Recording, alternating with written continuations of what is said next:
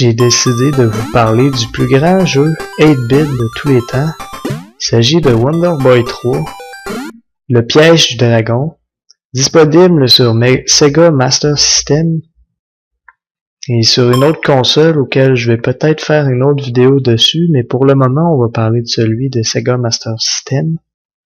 Donc c'est la suite directe de Wonder Boy 2, un autre jeu très excellent de la Master System. Donc le jeu prend lieu littéralement à la fin du Wonder Boy 2. Donc comme vous voyez, c'est un jeu de plateforme dans lequel on contrôle différents personnages, pour le moment un chevalier. Et comme vous voyez, c'est vraiment un jeu comme ça. C'est-à-dire qu'on se déplace puis on peut donner des coups d'épée. Donc c'est un jeu qui a l'air quand même assez simple. C'est simple aussi, mais c'est vraiment le fun qu'on a à jouer à ce jeu-là, c'est incroyable. Donc je vais faire l'introduction au complet, puis je vais parler du jeu après, mais là on est dans le château de la fin, puis l'intrigue va commencer bientôt. On affronte notre premier boss, qui est en fait extrêmement fort. Comme vous voyez au début, j'ai commencé, j'avais tous ces cœurs-là, ça fait beaucoup. Mais le jeu est assez spécial aussi, c'est que on commence plein de pouvoirs, mais on les perd toutes. Pour certains qui connaissent Castlevania, c'est ce qui est arrivé aussi. Le gars commence super boosté, puis il perd tous ses pouvoirs. Donc ça, c'est mauvais. Quand on tue un boss, il y a cette espèce de flamme-là, puis il faut vraiment... faut abattre...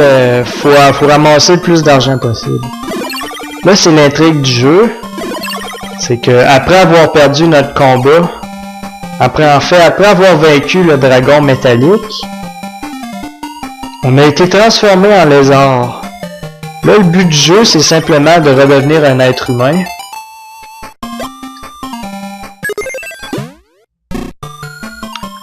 Donc, on suit les différentes aventures du personnage pour qu'il redevienne enfin un être humain.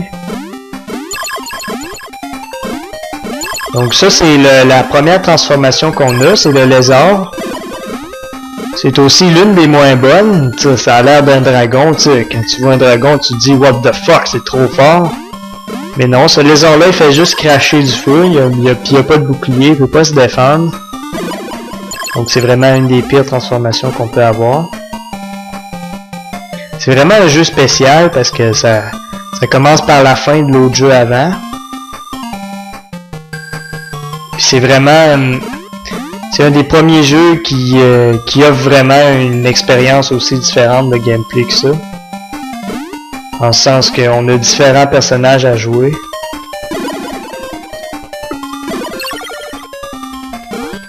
Puis là, on va bientôt perdre tous nos pouvoirs.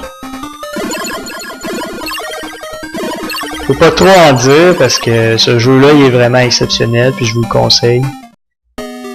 Je dirais qu'il est meilleur que Super Mario Bros 3. Et Super Mario Bros 3, c'est l'un des meilleurs jeux 8-bit. Donc là, c'est comme ça que ça commence, Wonder Boy 3. Le piège du dragon. Donc on a différents endroits ici, c'est pour sauvegarder. Ça a un système de password, mais le mot de passe est quand même, il est pas trop long, fait que ça va toujours. On a différents endroits qui amènent vers différentes places. Dans chacune des places qu'on va aller, il faut vaincre un boss. Il y a différents secteurs, c'est ça. Ça, c'est des armes. On a ici toute une panoplie de choses qu'on peut utiliser. Ça, c'est nos épées. On a ça. Là, au début, on commence avec rien. Ça, c'est des attaques spéciales qu'on peut utiliser. La boule de feu, la tornade, les flèches, le boomerang, le tonnerre. Boule de feu, c'est ça attaque de haut en bas. Tournade, ça va de gauche à droite. Flèche, ça monte directement en haut. Boomerang, ça va devant puis ça va derrière toi. Tonnerre, ça tue tout ce que sur l'écran. Ça, je vais en parler. Ça, c'est les armures, les boucliers puis les clés. Les clés, en fait, il n'y en a pas beaucoup dans le jeu puis c'est pas très utile. Donc, comme vous voyez, c'est vraiment, pour un jeu 8-bit, c'est très très beau. Donc là-bas, on a un boss à vaincre. En bas ici, en bas, il semble y avoir absolument rien, mais en fait, il y a une grosse section du jeu qui se passe en bas là. Ça, c'est pour se soigner quand on est blessé, c'est très utile. Là, on a perdu tous nos cœurs, il nous en reste juste un, ça rend le jeu un peu plus dur. Ici, je crois que c'est un autre magasin. Ici, je vais vous montrer. C'est notre premier coffre au trésor. Il y a beaucoup de coffres au trésor dans le jeu qui offrent différents objets. Donc ici, déjà, on a un cœur, c'est très très bien. On va en avoir de besoin.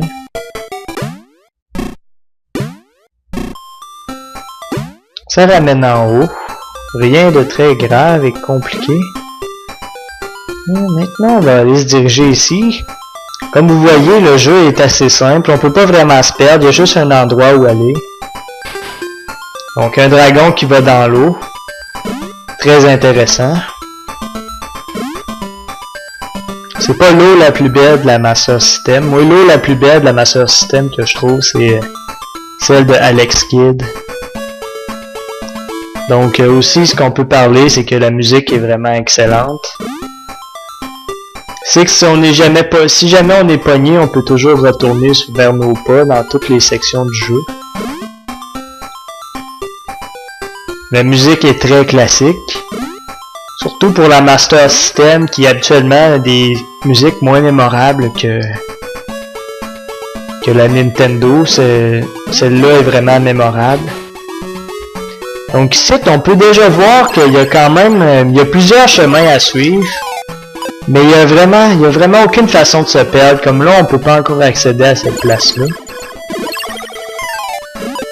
Le gold là-dedans, farmer, ça peut prendre un peu de temps pour se faire de l'argent puis pour pouvoir s'acheter des objets. Surtout lorsqu'on manque de récolter tout ce qui devait nous arriver en argent après avoir vaincu les boss. Donc là, je fais une performance très pathétique. Heureusement, il y a souvent des cœurs qui viennent, fait que ça peut nous aider.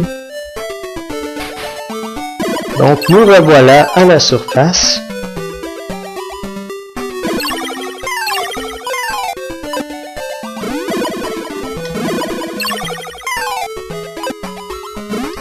On a vraiment une attaque très loin, mais dans ce jeu-là, le bouclier est beaucoup plus utile qu'on peut le penser.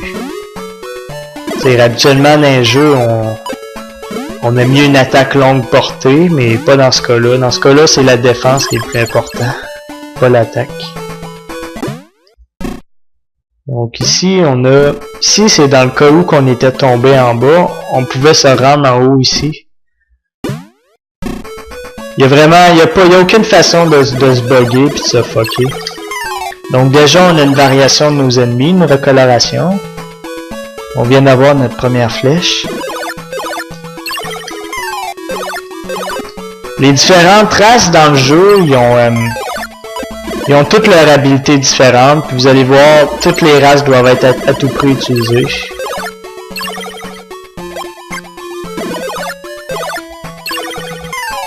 Ici, ça en aura tué plus d'un. Donc ici, on peut sélectionner une flèche. Pour l'utiliser, il faut faire genre O plus un bouton que je connais pas. Shit. C'est probablement le bouton attaque. Ça a l'air facile, mais ça demande une bonne coordination, ok? C'est bas plus attaque, ça nous permet de lancer une flèche. Utilisez-les pas toutes sur ces monstres-là, comme je viens de faire. Ici, on a deux portes à choisir. Un truc très intéressant dans le jeu, c'est que il y a des armes qui c'est possible de pas voir à cause des points en haut ici. AP c'est Attack Power, 3 c'est vraiment faible, c'est fif. Defense Power, 6, c'est faible aussi. CP c'est Charisma Point, c'est des points de charisme. Pour chaque roche qu'on obtient, on gagne des points en charisme. Puis il y a certaines armures qui donnent un surplus de charisme incroyable, donc ça nous permet de voir ces armes-là qu'on peut pas acheter. Quel con, est-ce que j'ai vraiment équipé les armes? J'ai-tu équipé? Ok, je pense qu'ils sont équipés. Ouais, ils sont probablement équipés, j'espère. Je suis pas habitué de contrôler ça sur ordinateur. Donc ici on a notre clé. La clé va donner littéralement accès au premier monde. Puis après avoir complété le premier monde, on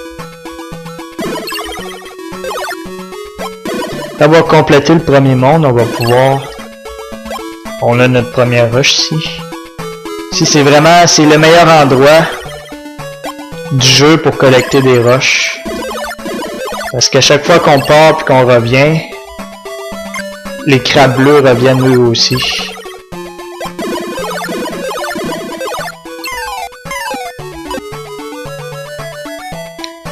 Donc déjà on a accès à notre premier boss.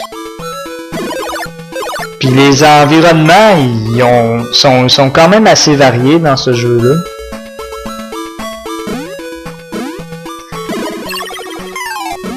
On a un monde sous-marin qui est littéralement en dessous de nos pieds.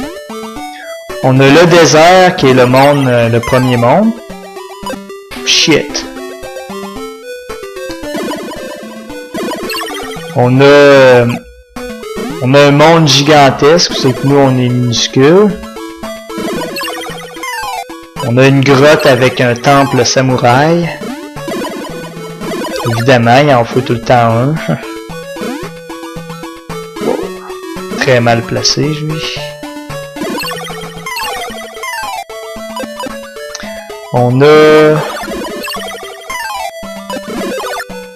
Qu'est-ce qu'on avait d'autre déjà?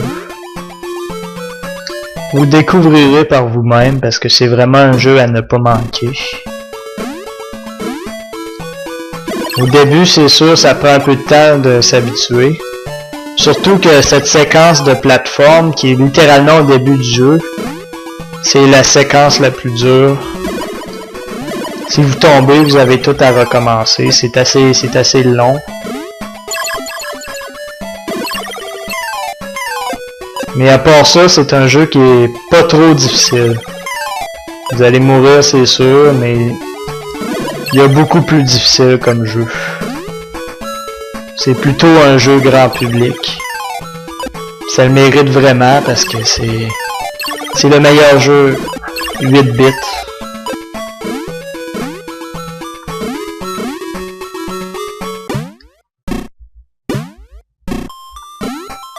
Donc les clés sont utilisées pour ouvrir ces endroits-là. Ici, il y a un truc que j'ai pas parlé. Des fois, appuyer sur O, ça va vous donner accès à des magasins cachés. Comme un magasin caché, il y en a un juste en bas ici, mais il faut être l'oiseau pour l'accéder. On voit pas, mais c'est une porte qui va apparaître dès qu'on va pouvoir y accéder. Ici, ce que j'ai vraiment trouvé cool, c'est que tu prends une porte en haut complètement. Là, tu peux un peu t'imaginer que t'es au ciel, dans le ciel, au paradis, quelque part, là. Quelque part super haut. Donc, je vais vous laisser avec... Ouais, je vais vous laisser maintenant.